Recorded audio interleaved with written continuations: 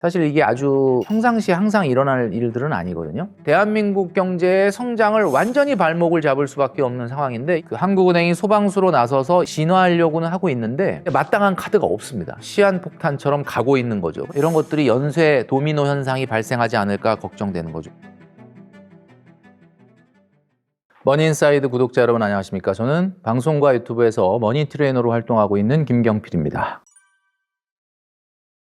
최근에 한국은행이 2022년 이후에 3년 3개월 만에 국고채를 단순 매입을 했습니다. 이제 국채 단순 매입이라는 게 이제 조금 말이 어려운데 시중의 채권, 이 채권을 사준다라는 것은 거꾸로 돈을 푼다라는 이야기죠. 1조 5천억 정도의 규모고 단순 매입이다라고는 하지만 사실 이게 아주 평상시에 항상 일어날 일들은 아니거든요. 시중의 금리가 빠르게 올라가고 있기 때문에 그 금리를 좀 진정시키기 위한 조치로 판단이 됩니다. 자, 금리라고 하는 건 왜 올라가는 걸까? 우리가 알고 있는 기준금리라는 거 있죠. 한국은행이 금융통화위원회를 통해서 정하는 거죠. 지금 우리나라의 기준금리는 2.5%입니다. 2.5%라는 거는 2.5%로 은행 간에 거래할 때 금리를 적용을 해라 라는 이야기거든요. 근데 이게 시장금리를 사실은 이끌기 위해서 영향을 주기 위해서 이렇게 만든 건데 시중의 금리는 자꾸 올라간다? 금리가 올라가는 이유를 한번 우리가 생각해 보면은 뭐 복잡하지만 간단하게 생각하면 또 쉬울 수가 있습니다. 금리라는 게 가격이잖아요. 돈의 가격. 근데 돈의 가격이 올라간다. 가격은 왜 올라가죠? 가격은 수요가 있을 때 올라갑니다. 그러니까 누군가가 지금 엄청나게 많은 돈을 빌리려고 자금의 수요가 많은가? 이렇게 생각할 수도 있죠. 그 다음에 또 하나는 공급이 부족할 때 가격이 올라가죠. 그러면 자금을 공급하기가 어려워서 가격이 올라가는 걸까? 둘 중에 어느 쪽이냐라고 본다면은 두 번째일 가능성이 많습니다. 무슨 이야기냐면 지금 경제가 너무 좋아질 것 같아. 내년에 너무 좋을 것 같아. 빨리 돈 빌려서 공장 짓고 빨리 투자하고 빨리 하자. 이래서 막 사람들이 너도 나도 할 것 없이 대부분 기업이나 기관들이 돈을 빌리는 거냐? 그건 좀 아닌 것 같은 느낌입니다. 그러니까 수요보다는 사실은 공급이 부족해서라고 볼 수가 있죠. 그러니까 한국은행이 돈을 푸는 이유가 이 공급 부족 현상을 조금이라도 메우기 위해서 돈을 푸는 거거든요. 근데 이 왜 공급 부족이 생겼을까를 생각을 해보면 공급 부족이라는 거는 어떻게 보면은 이런 거죠. 돈이 없는 건 아니잖아요. 돈이 엄청나게 많이 있죠. 근데 돈을 빌려주려는 자의 입장에서 봤을 때 돈을 빌려주기가 싫은 거예요. 왜 돈 빌려주기가 싫을까? 떼일 것 같은 거죠. 그러니까 떼일 것 같으면 빌려주기가 싫고 떼일 것 같으면 금리를 더 받으려고 하는 거거든요. 그래서 이게 일종의 어떻게 보면은 조달금리라고 하죠. 은행도 어딘가에서 돈을 땡겨와서 돈을 빌려주는데 이렇게 원가가 되는 조달금리가 올라가고 이렇게 공급이 부족 현상이 발생한다는 것은 약간의 신용경색의 우려가 있는 게 아닌가. 그러니까 경기가 좋아져서 빨리 자금을 빌리려고 하는 세력보다는 뭔가 이렇게 낮은 금리로 빌려줬다가는 좀 위험한데 금리를 좀 더 받아야 되는데 라고 하는 어떤 부분들이 시장에 나타나니까 기준금리보다도 훨씬 더 빨리 시장금리가 올라가고 있는 게 아닌가. 그러니까 이런 현상들을 봤을 때 우리나라의 내년 경기가 그렇게 낙관적이지 않다? 어떻게 보면 한국은행이 소방수로 나서서 이런 시장금리 상승을 진화하려고는 하고 있는데 녹록치 않다? 약간 이런 느낌이 좀 든다라는 거죠. 그래서 기준금리가 시장금리를 막 팍팍 이끌 수 있는 분위기는 아니다. 지금 기준금리를 2.5%로 유지하고 있어도 기준금리에 시장금리가 수렴하지 않고 0.5% 이상을 사실은 지금 높게 운용되고 있다는 것 자체가 약간은 좀 문제가 있는 게 아닌가라는 생각을 하고 있습니다. 우리가 보통 보면 시장금리에서 가장 많이 얘기하는 것 중에 하나가 3년짜리 국고채 금리, 그 다음에 10년짜리 국고채 금리, 여러 가지 다양한 게 있는데 장기금리하고 단기금리에 대표적으로 보면 3년짜리 국채금리와 10년짜리 국채금리를 우리가 봅니다. 그래서 3년짜리는 단기금리, 그리고 10년짜리는 장기금리의 대표적인 거다라고 볼 수가 있죠. 장기금리와 단기금리의 차이는 뭐냐? 단기금리는 시장에서 그냥 어떻게 보면 자금을 빌리고 빌려주고 하는 거에 유통되는 자금의 가격이라고 볼 수가 있습니다. 이런 것이 어떻게 보면 단기 시장금리라고 볼 수 있고 장기금리는 빌려주고 빌리는 돈이기는 한데 10년이잖아요. 빌려주는 사람 입장에서 마음이 어때요? 3년짜리는 3년만 기다리면 어차피 원금 돌려받죠. 근데 10년짜리는 내가 이걸 사는 순간 내가 만기에 다시 원금 돌려받으려면 10년 걸립니다. 그러니까 어떤 생각을 하냐면 10년 후에나 원금을 돌려받을 수 있으니 뭔가 좀 더 받아야 되겠다. 왜냐하면 그 기간의 리스크라는 게 있지 않습니까? 그래서 보통은 3년물 금리보다는 10년물 금리가 좀 높죠. 그리고 이거는 어떤 것이 반영돼 있냐면 야 앞으로 10년 후에 또 지금보다 엄청나게 인플레이션이 되면 그거 감안해서 미리 받아야 되니까 인플레이션이 좀 포함되어 있는 게 10년짜리 금리다라고 볼 수가 있는 거죠. 물론 국채를 샀다 그래서 반드시 10년을 기다렸다가 만기 원금을 돌려받지 않고 시장에 그 채권을 팔아서 돈을 회수할 수도 있습니다. 그렇지만 기본적으로 돈을 빌려주고 빌릴 때의 마인드는 그렇다라는 거거든요. 그럼 지금 시장의 전체적인 금리가 올라간다라고 좀 전에도 말씀드렸던 것은 여러 가지 복잡한 이유가 있겠지만 하나의 원인 중에 하나는 약간 돈이 우리가 혈액으로 얘기하면은 혈압이 좀 안정되게 이렇게 잘 돌지 못하고 어딘가에서 뭔가 혈압의 상승이 좀 있는 게 아닌가, 신용에 약간 경색이 생기고 있는 게 아닌가. 이제 신용 경색이 생기는 원인을 우리가 생각을 해보면 이런 거 아닙니까? 어딘가 우리 혈관 중에 막힌 곳이 있거나 약한 곳이 있으면은 혈압이 상승하고 이 경색이 생기는 거죠. 우리나라 같은 경우는 지금 PF 대출, 그러니까 부동산 프로젝트 파이낸싱의 대출 규모가 약 120조 정도 된다고 합니다. 물론 어떤 분들은 그 금액이 뭐 크긴 크지만 사실 경제를 흔들 만큼의 사이즈는 아니다 라고 얘기하는 분도 있습니다. 우리나라의 1년 국가 예산이 728조 원이고요. 우리나라의 전체 GDP는 한 2,300조 원이니까 120조, 물론 큰 금액이지만 그렇게 문제가 될 만한 건 아니다 라고 얘기하죠. 그러나 시장에서 봤을 때는 우려감이 큰 게 사실입니다. 왜냐하면 120조라고 하는 게 어디 담보를 붙잡고 빌려준 게 아니잖아요. 담보대출이 아니잖아요. 어디다가 집을 짓고 건물을 짓고 분양을 할게요 라는 서류 하나만으로 금융기관이 돈을 빌려준 거잖아요. 근데 지금 그 프로젝트 파이낸싱을 한 그 분양이 지금 다 안 되고 있고 공사를 못 하고 있고 그 다음에 막 텅텅 비어 있고 이러면 이거는 그 빌려준 금융기관들이 그대로 부실화될 가능성이 많거든요. 이게 이제 왜 문제가 되냐면 요게 이제 2020년, 21년도에 우리나라가 금리를 0.5%까지 떨어뜨렸지 않습니까? 그때 정말 싼 이자로 프로젝트 파이낸싱들을 했던 금융기관들이 있을 텐데 지금 금리가 어때요? 물론 최근에 한국은행도 금리를 낮췄지만 어쨌든 지금의 대출 금리라고 하는 거는 최소 5%, 6% 정도 간단 말이에요. 그러니까 이게 뇌관이 될 수 있다. 이런 것들이 신용 경색을 만들어내는 원인일 수 있는 거죠. 그래서 이런 것도 있고 그다음에 가계부채 문제. 가계부채는 참 통계가 나올 때마다 가슴이 철렁철렁합니다. 현재 발표에 의하면은 1965조 정도 된다라고 하는데 이게 아마 내년 초쯤에 발표를 하게 되면 어쩌면 2000조를 좀 넘어가지 않을까라는 생각을 하는데 그중에서도 특히 2021년도에 영끌하신 분들이 많잖아요. 2021년도에 영끌을 했던 이유가 뭘까요? 그때 2021년도가 그냥 집값이 너무 빠르게 오르니까 많은 분들이 그냥 지금 아니면 집을 못 사겠다 생각을 해갖고 너도 나도 영끌을 해가지고 샀는데 그 당시에 금리가 무지하게 낮았다는 거예요. 근데 지금은 어떻습니까? 그 당시에 혼합형 고정금리로 5년짜리 고정금리로 대출을 받았어요. 그 당시에 받을 땐 2%대였겠죠. 그러니까 그때는 뭐 이자 내기가 수월했겠죠. 근데 이제 이 5년이 언제 끝나냐? 2021년도에다 5 더하면 몇입니까? 2026이죠. 이제 2026년이 되면은 이제 5년 고정금리가 끝난다는 거예요. 끝나면 어떻게 됩니까? 이제 시장의 금리에 맞춰서 금리가 조정이 될 텐데 그러면 5%, 6%가 될 수도 있다. 그 당시에 2021년도만 영끌해서 주담대로 받았던 대출 규모가 50조 원 정도 되거든요. 그러니까 아까 제가 얘기했던 PF 대출 120조에 지금 2021년도에 그 낮았던 금리로 5년 고정금리로 받았던 거 50조 더하면 얼마입니까? 지금 170조가 지금 째깍째깍 시한포탄처럼 시간이 가고 있는 이런 거니까 이런 것들이 시장에 반영되면서 시장 불안한 거예요. 그러니까 안 되겠다. 지금 금리가 올라갈 수밖에 없는 거는 돈 빌려줬다간 떼일 것 같은 것이 시장의 분위기다 보니까 한국은행의 기준금리는 2.5로 못 박아놨지만 금리는 벌써 3%를 뛰어넘고 있는 이런 상황이다라고 말씀드릴 수 있는 거죠.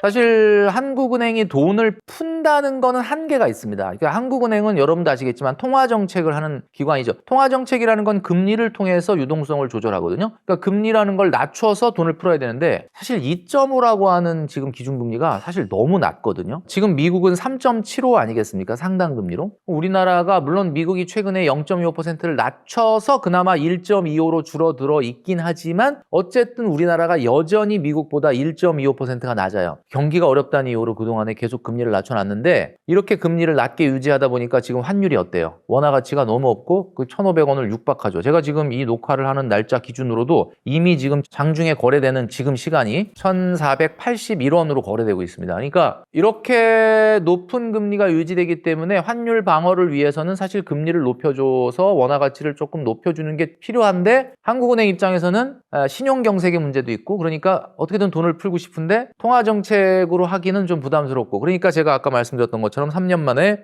국고채 단순 매입이라고 하는 것도 했던 거죠. 뭐 유동성을 시장에 좀 공급하기 위해서. 근데 마땅한 카드가 없습니다. 사실 지금 금리를 낮출 수도 없고 그리고 뭐 국고채 단순 매입이라는 거는 한 번, 두 번은 할 수 있을지 모르지만 뭐 그렇게 자주 쓸 수 있는 카드도 아니고요. 그래서 사실 진퇴양난에 나가기도 그렇고 물러나기도 그렇고 약간 애매한 지금 상황이다 이렇게 볼 수가 있는 거죠. 그냥 거두절미하고 원화 가치가 너무 빨리 지금 하락하고 원달러 환율이 올라가니까 사실은 이런 영상들 보면 댓글에 빨리 금리 올려라 힘들더라도 뭐 일부의 부동산이나 어떤 이런 경기 방어를 위해서 그동안에 너무 한국은행이 금리를 못 올린 것이 지금 문제다 뭐 이런 글들이 되게 많거든요. 그렇긴 한데 이게 참 이 정책을 하는 분들은 양쪽을 다 생각해야 되지 않습니까? 경기도 물가도 다 관리를 해야 되다 보니까 한편으로 생각할 때는 상당히 좀 어렵지 않을까라는 생각을 합니다. 2025년도 3분기가 KDI의 잠정 발표에 의하면 우리나라 성장률이 1.2%, 분기 성장률이 1.2%, 좀 깜짝 반등하는 모습을 보여줬기 때문에 지난번에 이창용 총재도 이런 자료에 기반을 해서 내년도에 만약에 데이터가 조금 더 좋아진다고 하면은 경기를 희생하더라도 물가를 잡는 그러니까 금리 인상에 나설 수도 있다라는 뉘앙스의 발언을 했어요. 경기가 더 좋아지고 성장이 조금 좋아졌을 때 가능하다라는 이야기죠. 그래서 금리 인상이 불가피한 상황이다라고 말하기보다는 경기가 어느 정도만 방어된다면 내년에는 어쩌면 상반기는 아니라 하더라도 하반기에는 금리 인상을 할 수도 있다라는 생각을 하긴 합니다.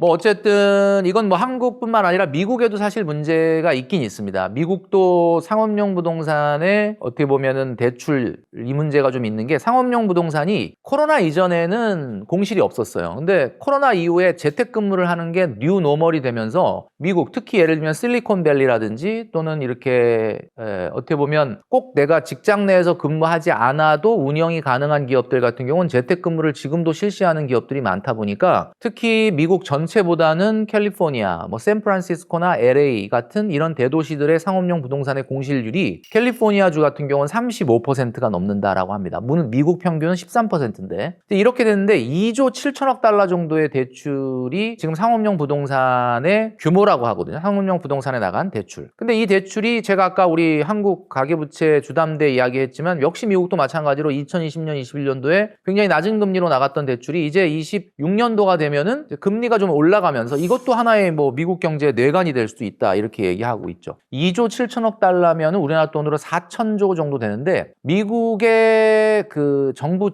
1년 예산이 9천조거든요. 그러면 이제 미국 정부의 1년 전체 예산의 거의 한 절반 정도의 금액이니까 결코 작지 않은 금액이죠. 우리나라 같은 경우는 PF 대출이 아까도 말씀드렸던 것처럼 120조 정도 되고 거기에 주담대 2021년도에 증가한 것까지 따지면은 50조까지 더하면 170조. 이 170조라고 하는 돈, 우리나라 국가 예산 728조로 본다면 거의 뭐 30%까지는 안 되지만 20%가 넘는 한 이런 정도의 규모의 부실이 지금 째깍째깍 어떻게 보면 시한폭탄처럼 가고 있는 거죠. 그러니까 결국 이 문제가 해결이 안 된다라고 하면은 이것은 대한민국 경제의 성장을 완전히 발목을 잡을 수밖에 없는 상황인데 이거는 이미 놓친 게 맞죠. 왜냐하면 지금 우리나라에 그 PF 대출 나갔던 부동산들이라는 게 대체적으로 보면은 뭐 굉장히 100% 분양이 되는 아주 좋은 지역의 뭐 아파트라든지 이런 게 아니잖아요. 그러니까 이 부동산의 공실 문제나 이 미분양 문제가 단시간 내에 끝날 것 같지는 않거든요. 그리고 또 이게 또 지방 부동산 같은 경우는 솔직히 말씀드리면 이게 살아날 기미 의미가 잘 안 보이는 상황이잖아요. 그러니까 이러다 보니 EPF 대출에 대한 물론 미국보다는 규모가 작지만 이게 만약에 내년도에 현실적으로 금리를 한국은행이 좀 올리게 된다라고 봤을 때는 거의 뇌관에 불을 붙이는 것 같은 내용이 되다 보니 어떻게 보면 상당히 좀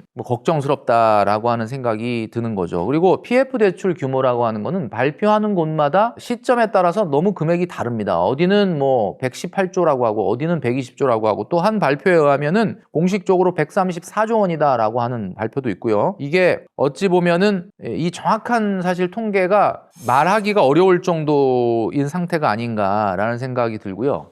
여기에 PF 대출에 돈이 묶여 있는 금융기관들은 1금융권이라기보다는 주로 2금융권이 많습니다. 아무래도 이제 PF 대출 같은 경우는 확실한 담보가 없는 상태에서 공사 계획이나 분양 계획이나 계약서만 가지고 대출해 준 거다 보니까 높은 금리를 받았겠죠? 높은 금리를 받는 곳 같은 경우는 뭐 예를 들면 제2금융권이나 증권사일 가능성이 많습니다. 그래서 그 금융기관들의 돈이 부실화된다면 그 금융기관의 돈이 누구 돈이겠습니까? 사실 국민들 돈이거든요. 그러니까 이런 것들이 연쇄 도미노 현상이 발생하지 않을까 걱정되는 거죠. 그리고 2023년 말 상위 50대 건설사들의 PF 차입금, 그러니까 뭐 아주 이렇게 지방의 이런 작은 건설사가 아니라 상위 50대 건설사들의 PF 차입금이 현재 46조 3,644억이라고 하니까 거의 한 3분의 1 정도가 50대 건설사다 이렇게 말씀드릴 수 있습니다.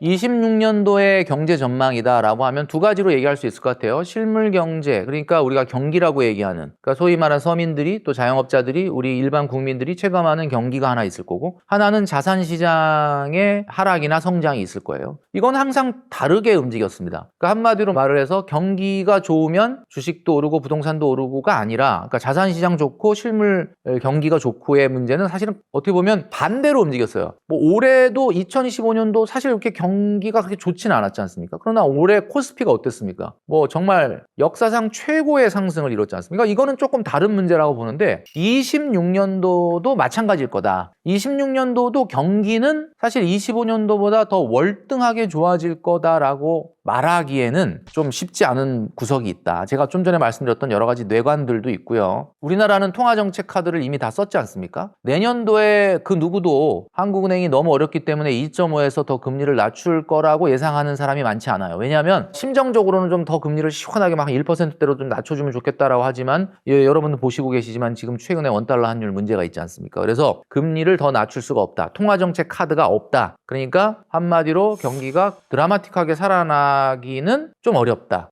이렇게 봐야 되는 거죠. 그러나 자산시장은 좀 다릅니다. 자산시장 같은 경우는 이제 한 5년 전만 해도 전 국민 중에 한 5명 중에 1명이 주식 투자를 했는데 지금은 만나보면은 전 국민 중에 한 3명 중에 1명은 무조건 주식 투자를 하고 있다. 그리고 뭔가 재테크를 하고 있다. 자, 이 얘기는 어떻게 보면은 이 위험 자산에 투자하는 사람들의 저변이 넓어졌다. 2026년도도 근본적으로 25년도에 비해서는 자산 가격이 올라가 있을 가능성이 많습니다. 여러 가지 악재에도 불구하고 어쨌든 유동성이 풍부하고 그 다음에 아무래도 내년도에는 대한민국에도 지방선거가 있고 미국에도 중간선거가 있죠. 미국 같은 경우는 돈을 아주 열심히 풀려고 할 겁니다. 그래서 유동성을 엄청나게 시장에 공급하려고 할 거다. 그러니까 이 유동성을 공급하려고 하는 이유 중에 하나가 내년도에 이렇게 돈을 풀지 않으면 미국 경제의 경기 하락을 막을 수 없다라는 절박함이 있어요. 사실 우리가 간과했는데 올해 2015년도 들어와서 2월부터 지금까지 사실 계속해서 ISM 제조업 지수라고 하죠. 우리가 PMI 지수라고도 하는 미국의 이 경기를 바라보는 지수가 계속 떨어져 왔고 실업률도 계속 조금씩 올라왔고 연방정부 셧다운 때문에 발표 안 됐던 자료가 이제 11월 자료가 발표가 됐는데 4.5를 실업률이 돌파하고 4.6을 기록을 했습니다. 그러니까 어쨌든 미국도 경기가 계속 하강하고 있는 거는 분명하거든요. 경기가 그렇게 하강하고 있는데도 자산시장은 계속 올라가요. 그런데 이제 여기서 그 하강을 조금 속도를 늦추기 위해서 미국이 본격적으로 내년부터 돈을 풀겠다라고 하기 때문에 어쩌면 우리나라도 내년 미국도 자산시장은 경기가 어려운 것만큼 나쁘지는 않지 않을까. 그러나 이제 중간에 순간적으로 발생하는 복병들이 굉장히 많을 수 있다. 이렇게 말씀드릴 수 있죠. 아무래도 경기에 문제가 생기는 것을 가장 민감하게 받아들이는 게 자산시장입니다. 그러니까 자산시장이 조금 발작을 한다든지 아니면 폭락, 폭등 이런 것들이 있을 때는 뭔가 미래에 대한 어떤 그 불확실성이 증대됐을 때겠죠. 몇 가지 예를 들자면 이런 겁니다. 2025년 12월 18일 날 금융정책회의에서 BOJ, 그러니까 뱅크 오브 재팬이죠. 일본은행은 금리를 0.25% 올렸습니다. 그래서 어느새 일본이 0.75%까지 올라왔거든요. 이 0.75%라는 게 왜 대단한 거냐면 굉장히 오랜 기간 동안 마이너스 금리였어요. 그러니까 여러분도 아시겠지만은 이렇게 마이너스 금리인 일본의 상황에서 헤지 펀드들 같은 경우는 일본에서 마이너스 금리로 일본 돈을 빌려가지고 굉장히 낮은 이자를 줬겠죠. 이런 낮은 이자로 돈을 빌려서 해외, 주로 미국 같은 데 투자를 했다는 말입니다. 그런데 이제 일본이 본격적으로 깨어나기 시작하고 내년에 금리를 올린다면 대출 이자가 늘어나겠죠. 대출 이자가 늘어나게 되면은 아무래도 수익률은 떨어질 수밖에 없고요. 그러다 보면은 부동산은 모르겠지만 채권이나 주식 같은 것들은 일부 팔고 청산하려고 하는 시도들이 생길 가능성이 있습니다. 이 규모가 얼마나 되나 제가 찾아보니까 2011년 이후에 일본의 낮은 금리로 돈을 빌려서 해외, 특히 미국 시장의 채권과 주식을 샀던 금액은 3조 4천억 달러 정도 됩니다. 3조 4천억 달러면 우리나라 돈으로 5천조 정도가 되는 거죠. 3조 4천억 달러. 5천조면 우리나라의 1년 GDP의 거의 2배가 넘는 금액입니다. 이 정도의 자금이 미국으로 들어가서 투자가 주식의 채권에 돼 있는 상태다. 근데 이걸 우리가 엔캐리 트레이드라고 하는데 이런 엔캐리 트레이드가 청산을 하게 된다면 내년도에 미국 주식 시장을 순간적으로 뒤흔들 가능성이 있다. 실제로 2024년 7월, 8월에도 일본의 금리 인상 가능성 때문에 나스닥이 엔캐리 트레이드 청산에 대한 공포로 10% 정도 떨어진 적이 있습니다. 그래서 이런 어떤 복병들이 좀 숨어 있을 수가 있는 거죠. 그리고 아까 말씀드렸던 미국의 상업용 부동산의 문제, 공실률 증가의 문제, 그 다음에 또 하나 이야기하자면 어쨌든 미국이 지금 경기가 하강하고 있는 것만은 확실하기 때문에 지금 미국이 정말 오랜 기간 동안 경제가 뜨거웠잖아요. 정말 좋았는데 어쨌든 아주 속도는 느리긴 하지만 서서히 경기가 식고 있는 건 너무나 확실하기 때문에 이런 것들이 진짜 경기 침체 우려를 발생시킨다 그러면은 내년도에 우리가 알고 있는 S&P 500이나 나스닥과 같은 미국의 주요 지수들은 순간적으로 충격을 받을 수도 있다. 제가 순간적이라는 표현을 자꾸 하는 이유는 그렇게 조정이 막 깊거나 길진 않을 것 같다라는 개인적인 생각 때문인데 이제 왜 그렇게 깊거나 길지 않을 거라고 얘기를 하느냐 하면 기본적으로 미국은 통화정책 카드가 있기 때문입니다. 만약에 미국이 경기가 빠르게 식는다 그러면 연준이 금리를 빠르게 내리겠죠. 왜? 미국은 이미 금리가 내렸는데도 3.75예요. 지금 눈 씻고 찾아봐도 세계 주요 국가 중에 미국처럼 기준금리가 높은 나라는 찾아볼 수가 없습니다. 영국이 딱 하나 4% 남아있긴 한데 대부분 주요 국가들은 유럽 연합도 그렇고 금리가 다 낮거든요. 미국은 낮췄는데도 3.75예요. 그러니까 만약에 경기 침체 우려가 온다 그러면 연준이 빠르게 금리를 낮춰서 경기를 살릴 수 있는 카드가 미국은 있다. 그래서 저는 혹시 미국의 자산시장에 이런 충격이 오더라도 충분히 단기간에 해소될 수 있는 조정이다라고 저는 개인적으로 보고 있습니다. 어떤 분들은 그런 얘기하죠. 미국의 나스닥과 S&P 500이 너무 역사상 고점이고 비싸다. 그러기 때문에 조정이 오고 오랜 기간 회복이 안 될 수도 있다. 뭐 이런 쪽의 얘기는 세상에 모든 일은 가능성이 있는 겁니다. 그 100% 맞출 수는 없죠. 근데 역사상 고점이고 비싸다라는 말에서 저는 역사상 고점에는 동의합니다. 왜냐하면 역사상 이렇게까지 올라가 본 적은 없으니까. 근데 비싸다라는 말에는 그게 반은 동의하지만 반은 동의하고 싶진 않거든요. 비싸다는 의미는 어떤 의미냐면 이런 거예요. 이게 지금 생수인데 생수가 1,000원이다. 비쌉니까 안 비쌉니까? 대부분의 사람들은 아마 비싸다고 할 거예요. 물이 1,000원이라는 게 비싸죠. 근데 사 먹잖아요. 비싼데 왜 사 먹죠? 비싸다와 용인한다, 인정한다는 다른 말이에요. 자, 이게 지금 3,000원이에요. 나스닥이 지금 굉장히 올랐지 않습니까? S&P 500도 그렇고. 그럼 이게 3,000원이에요. 비싸죠? 그러면 3,000원이면 안 사 먹을까요? 저는 사 먹을 거라고 봅니다. 왜냐? 비싸다는 건 맞아요. 한 번도 경험해보지 않은 가격까지 올라왔기 때문에. 그러나 문제는 정수기가 다 없어지고 있는 세상입니다. 지금 정수기를 찾아볼 수가 없다. 그럼 어떻게 해야 돼? 그럼 이거 3,000원이라도 사 먹어야지. 그러니까 나스닥 S&P 500에 지금 기술 혁신을 이끌고 있는 AI 산업이라는 메가 트렌드가 물론 비싸죠. 비싼데 중요한 거는 그거 외에 대안이 없다. 생수를 왜 먹어야 되느냐? 정수기가 없으면 사 먹어야죠. 지금 세상은 이 생수의 가치가 올라가서 이게 비싸진다기보다는 얘는 가만히 있는데 주변에 현금 흐름을 창출할 수 있는, 돈을 벌 수 있는 미래 산업이라는 것 자체가 씨가 마르고 있기 때문에 비싸지는 거다. 저는 이렇게 말씀드리고 싶습니다.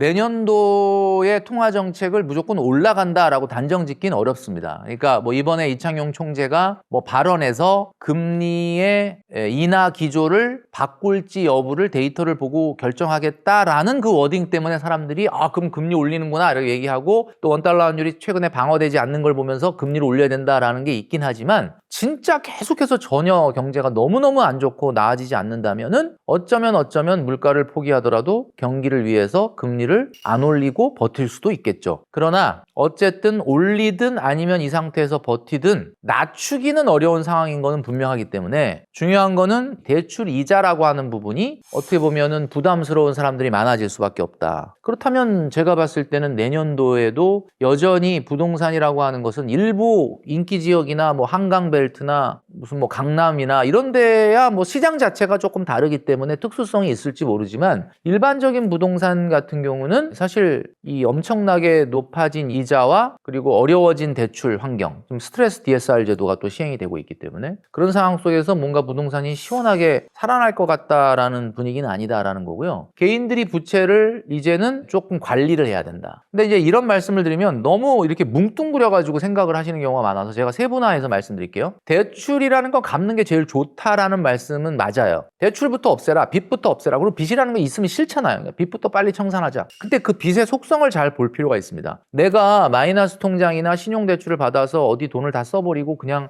그 이자만 내고 있어요. 그럼 그건 어딘가 투자된 게 아니잖아요. 그냥 계속 이자만 나가고 있는 거잖아요. 아마 모르긴 몰라도 아마 5% 6% 이상 될 거 아닙니까? 여러분이 어디다 투자를 해가지고 5% 6%를 보장할 수 있는 투자를 할 수가 있겠느냐. 그러니까 그런 경우는 갚는 게 맞아요. 근데 예를 들면 내가 이번에 퇴직금 탔는데 1억 정도 탔는데 주담대 2억 얼마 남아있는데 나 이거 진짜 빨리 좀 떨어버리고 싶은데 이거 빨리 갚자. 근데 그건 좀 생각해 볼 필요가 있어요. 물론 이자 내시는 게 좀 답답할 수는 있는데, 이거는 마이너스 통장이나 신용대출하고는 다르게 어쨌든 지금은 정말 안 오른다고 하지만 집에 들어가 있는 거 아닙니까? 그러면 집이라고 하는 게 어쨌든 어느 순간에 또 열일을 하다 보면 또 오르거든요. 그리고 이제 주담대는 아무래도 신용대출이나 마이너스 통장보다는 금리가 착하죠. 이런 거는 내가 그 1억을 대출을 빨리 갚느냐 안 갚느냐가 나한테 한 달에 42만 원, 45만 원 차이잖아. 45만 원 이자를 더 낼 거냐 안 낼 거냐. 그럼 그 45만 원만큼을 뭔가 내가 다른 데다가 조금 더 좀 투자를 하는 것을 생각을 해. 또 한쪽에서는 또 집이라고 하는 걸 유지하면서 내가 가지고 있는 대출이니까 대출의 속성을 좀 잘 파악을 해서, 제가 뭐 또 빚부터 갚으라 그랬다고 막 학자금 대출 막 성급하게 갚고 그러시는 분이 있는데, 학자금 대출은 실질적인 이자가 2%잖아요. 근데 그걸 왜 갚습니까? 그러니까 인플레이션 시대에는 가만히 있으면 그 대출이 인플레이션의 영향을 받아서 현재 가치로 줄어들잖아요. 내가 지금 만약에